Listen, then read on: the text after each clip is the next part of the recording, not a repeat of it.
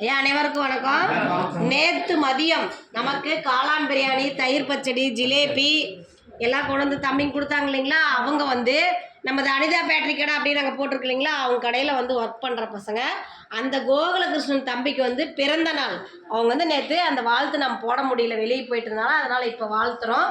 நமது பாசமார்க்கட்டளை பாசமோதி இல்லம் சார்பாக திரு கோகுலகிருஷ்ணன் அவர்களுக்கு இனிய பிறந்த நாள் நல்வாழ்த்துக்கள். குழந்தை வாழ்க்கையில் அனைத்து செல்வம் பெற்று நீடூழி வாழவும் உணவு கொடுத்து அவங்களுக்கு நன்றிகளையும் வாழ்த்துக்களையும் தெரிவிச்சுக்குவோம்.